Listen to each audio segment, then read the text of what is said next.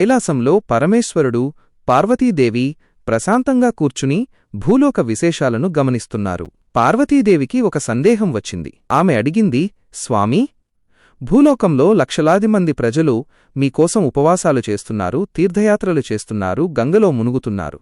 వీరందరికీ మోక్షం లభిస్తుందా? వీరందరూ మీ నిజమైన భక్తులేనా? అప్పుడు ఈశ్వరుడు చిరునవ్వు నవ్వి, పార్వతీ, భక్తి అంటే కేవలం ఆచారాలు పాటించడం కాదు, స్వచ్ఛమైన మనసు ఉండాలి. నీకొక విషయం చూపిస్తానురా అని ఆమెను తీసుకుని భూలోకానికి బయలుదేరాడు. వారణాసి, కాశీక్షేత్రం బయట ఒక మురికి కాలువ పక్కన శివుడు ఒక ముసలి రోగిగా మారిపడుకున్నాడు. కుష్ఠువ్యాధితో ఒళ్లంతా పుండ్లుపడి కదలలేని స్థితిలో ఉన్నట్లు నటించసాగాడు. పార్వతీదేవి ఒక అందమైన యువతిలా మారి ఆయన పక్కనే కూర్చుని ఏడవసాగింది. కాశీలో గంగానదికి వెళ్లే భక్తులంతా ఆ దారినుంచే వెళ్తున్నారు. కొంతమంది వారిని చూసి, ఛీ, పుణ్యక్షేత్రం మధ్యలో ఈ రోగాలేమిటి, దారి అడ్డం అని అసహ్యించుకుంటూ వెళ్ళిపోయారు. మరికొంతమంది అయ్యో పాపం అని జాలిపడ్డారు. కాని గంగలో మునిగి తమ పుణ్యం పోతుందేమోనని ముట్టుకోకుండా వెళ్ళిపోయారు. నిజమైన భక్తుడి. అంతలో ఒక సాధారణ మనిషి ఆ దారిలో వచ్చాడు. రోగంతో బాధపడుతున్న ఆ ముసలివాడిని, ఏడుస్తున్న ఆ యువతిని చూసి ఆగాడు.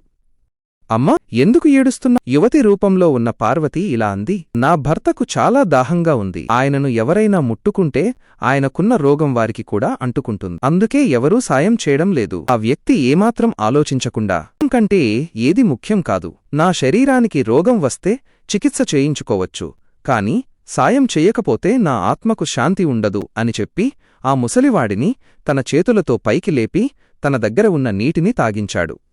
తన ఉత్తరీయంతో ఆ ముసలివాడి శరీరాన్ని శుభ్రం చేశాడు. మోక్షమంటే ఏమిటి? ఆ క్షణమే శివపార్వతులు తమ అసలు రూపంలో ప్రత్యక్షమయ్యారు. ఆ భక్తుడు ఆశ్చర్యపోయి శివయ్య పాదాలపై పడ్డాడు. అప్పుడు శివుడు పార్వతివైపు చూసి ఇలా అన్నాడు, చూశావా పార్వతీ, వేలమంది గంగలో మునిగి పుణ్యం కోసం వెతుకుతున్నారు. కాని ఏ ప్రాణిలోనైనా శివుడు ఉన్నాడని గుర్తించి స్వార్థం లేకుండా సాయం చేసేవాడే నిజమైన భక్తుడు. అటువంటి వాడికి గంగా స్నానంతో పనిలేదు, నేనే స్వయంగా వాడి దగ్గరకు వస్తాను. అంతరార్థం: మానవ సేవయే మాధవసేవ. ఎదుటివారి కష్టాన్ని చూసి స్పందించే హృదయమే దేవుడికి ఇష్టమైన నివాసం. నిరాడంబరత. భక్తి అనేది ప్రదర్శనలో కాదు, ప్రవర్తనలో ఉండాలి.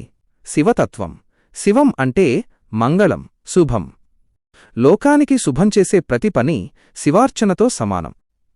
ఈ సోమవారం పూట ఈ కథను స్మరించుకోవడం వల్ల మనసులో ఉన్న అహంకారం తగ్గి అందరి పట్ల ప్రేమ కలుగుతుంది. ఓం నమః శివాయ.